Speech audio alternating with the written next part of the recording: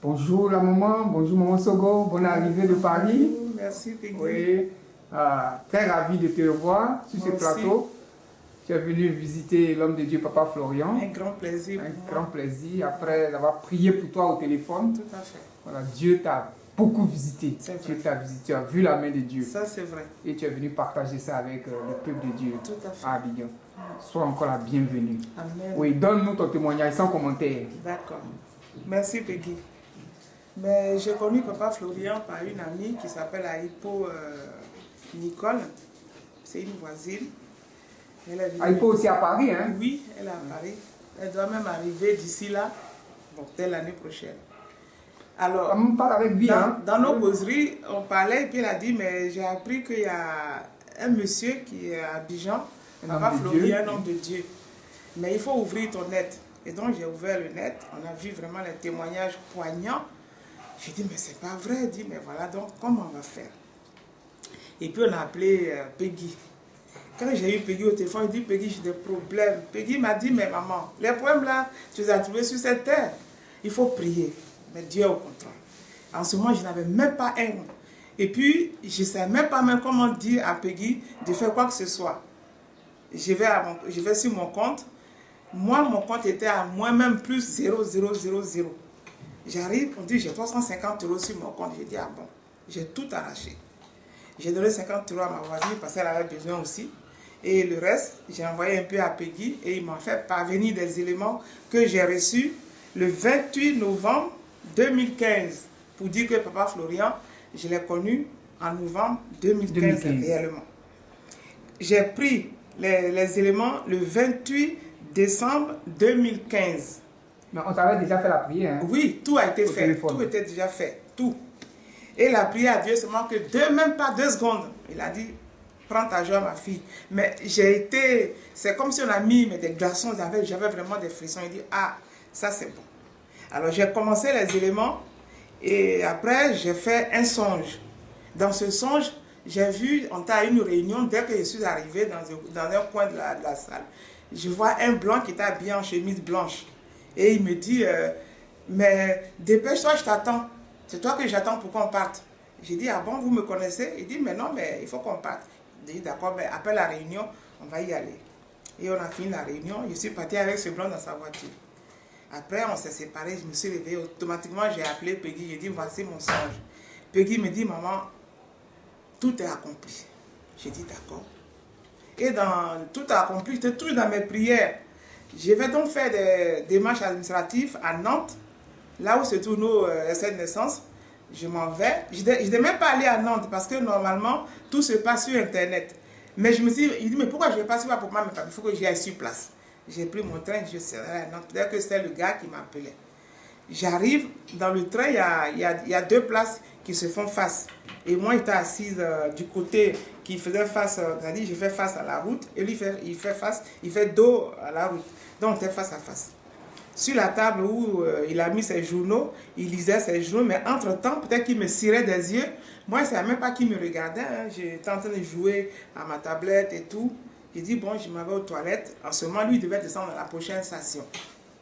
J'arrive des toilettes. Il dit, bonjour madame. J'ai dit, j'étais surpris. Il dit, mais ne soyez pas surpris, vous me plaisez beaucoup. Depuis longtemps, je vous regardais, vous ne m'avez pas vu. Mais voici mes coordonnées téléphoniques, mon adresse et tout. J'habite Dax, c'est-à-dire dans le sud de la France. Mais je suis venu par ici pour mes affaires. Mais en tout cas, j'ai même envie de vous épouser. Il dit, mon épouse, une femme comme ça. Il dit, mais appelez-moi. Et puis il est descendu. J'ai fait mes courses et je suis revenu. J'ai dit ça, j'y crois pas. J'ai appelé une amie. C'est elle-même qui a été même le témoin du mariage. Je l'ai appelé.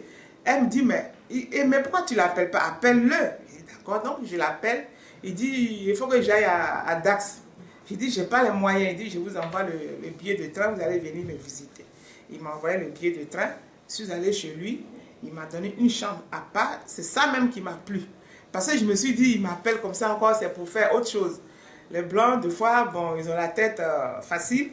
Ils ne sont pas comme l'Africain. Donc, il m'a mis dans une chambre à côté. J'ai fait ma petite prière avant de me coucher. Tu m'as bien reçu. Le lendemain, on s'est mis après manger à table. Il dit, je vous avais dit que j'allais vous marier. Donc, on va faire les démarches. Il dit, mais c'est vrai. Il dit, mais moi, je ne peux pas mentir. J'ai un seul fils. Moi, je n'ai pas de famille. J'ai ma petite soeur, on était 2. On est né d'une famille, on n'est pas noble, on n'a rien, on est des pauvres. Mais en tout cas, je suis à mon propre compte, je suis retraité, il a 62 ans comme moi. J'ai dit, bon, au moins, on ne me dira pas que je suis plus vieux que quelqu'un. Donc ça, déjà, ça m'a plu. Il dit, voilà, on va faire les démarches et tout. Il dit, donne-moi une date. J'ai dit, une date, ça s'est passé dans le mois de mai. Dans le mois de mai. Dans le mois de mai 2016. C'est-à-dire novembre, décembre, et puis janvier jusqu'en mai. En mai. Mai 2016, il me dit, on doit faire les démarches pour qu'on se marie. J'ai dit, d'accord, comme mes papiers étaient toujours à Nantes, j'ai reçu la photocopie il n'y a pas longtemps. Quand je vais à Paris, je te les envoie. J'ai expédié tout ce qu'il fallait expédier. Il a introduit ça à la mairie de Dax. On a choisi la date du 16 juillet 2016 pour le mariage à 15h45. Donc j'appelle ma copine là, je lui dis, et tu seras mon témoin. Je n'ai même pas dit à qui que ce soit. J'ai dit, de toutes les façons, ils vont la prendre, ils ne vont pas m'arracher ma bague. Mais moi, je m'avais me marier, après je leur ferai compte. D'accord? Et puis ma copine et moi, on est allé à Dax 3 jours avant. Et le mariage s'est fait. J'ai dit à Peggy, je m'avais me marier à telle date. Donne-moi donc un passage biblique. Il m'a envoyé le passage de... je ne me rappelle plus trop.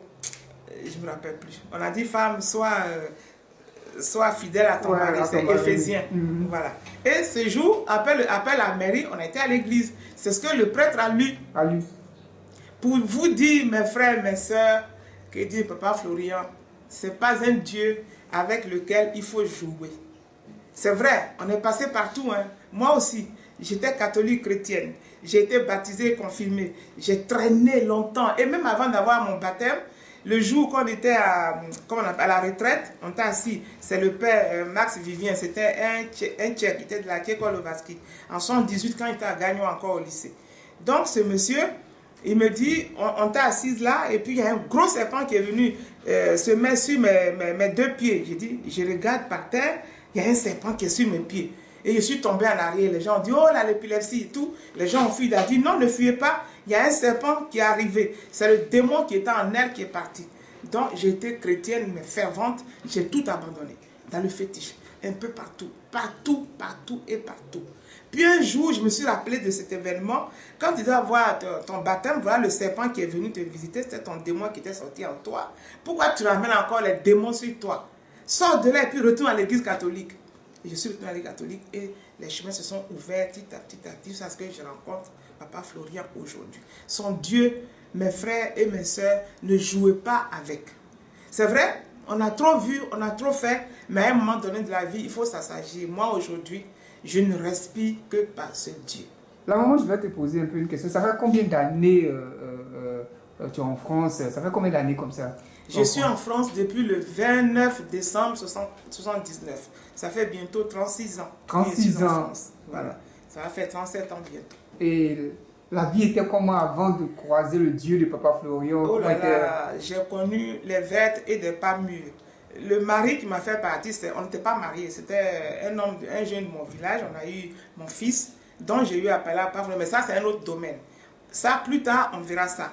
Aujourd'hui, on est pour ma vie, moi-même. Comment j'ai galéré. Il m'a fait partir en Europe et après 1 an, l'enfant est venu.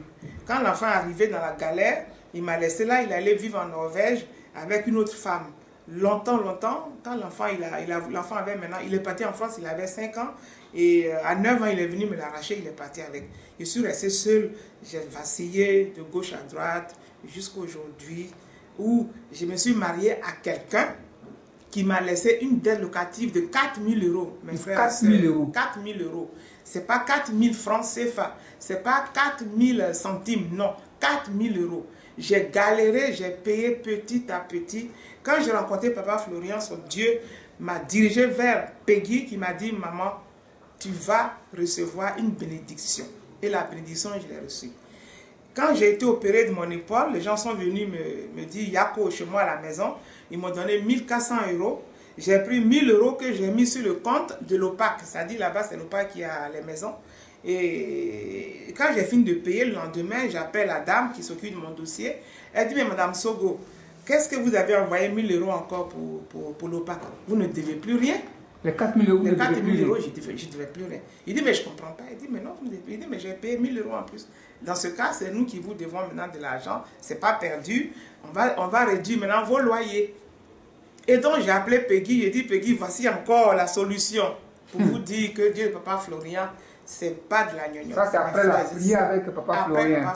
On va parler de cette prière. C'est au téléphone que vous avez reçu, mais vous venez de me dire que 2 secondes, mais vous avez eu des frissons, je crois. Oui, comment c'est passé? Oui, je me rappelle. Après 2 secondes de prière, même pas, je vous dirais même 1 seconde de prière, les frissons que j'ai reçus m'ont amené à dire Amen. Mais ce jour-là, c'est comme si j'avais gagné au loto. Ma journée était remplie de joie et à chaque fois, Papa Florian, dans ma bouche, je dois aller au pays, je n'ai pas les moyens, Papa Florian. Mais à chaque fois, il y a des amis qui me donnent de l'argent. Même quand il doit arriver ici, je vais vous dire encore que je dois arriver ici, je n'avais rien, j'ai payé mon billet d'avion à 450 €. J'ai une cousine qui me dit comme ça, voici 550 €, prends les sous et tu vas, au retour tu me rembourses. Pour vous dire que ce Dieu, ce n'est pas un Dieu en vain. Mes frères et sœurs, priez et vous verrez la gloire du Dieu de Papa Florian.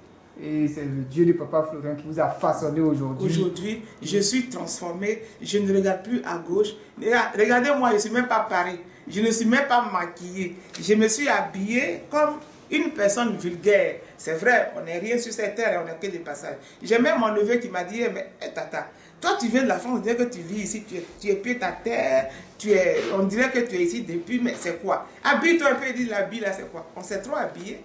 Moi, quand je vous vois comme ça, je suis contente. Je n'ai rien, je leur ai rien, même à vous-même, je n'ai rien amené. Mais je crois que partant d'ici, mon frère Peggy, j'ai vu comment tu es, je te connais, je serai maintenant ta taille, je ferai ce que je veux. Gloire à Dieu. On va me montrer un peu la bague. Voilà la bague. Voilà, parce que, voilà, voici la bague, la fameuse bague. La fameuse bague.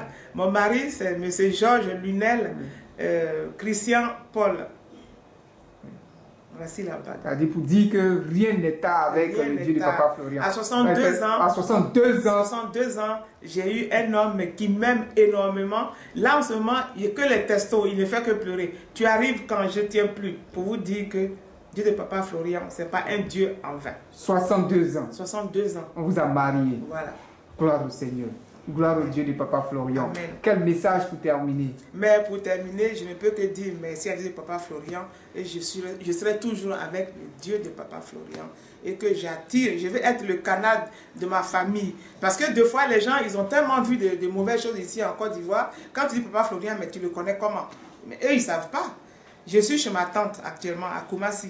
Quand j'arrive ici, elle dit, bon, mais aujourd'hui, tu m'envoies mon huile. Hein. Il dit, je ne vais pas ton huile, je te l'enverrai. Donc, je sais que je serai ce canal-là et les gens de ma famille passeront par moi pour être vraiment glorieux comme moi aujourd'hui. Délivré. Délivré. Voilà. Merci et à très bientôt. Que Dieu te bénisse encore. Merci, Peggy. Merci.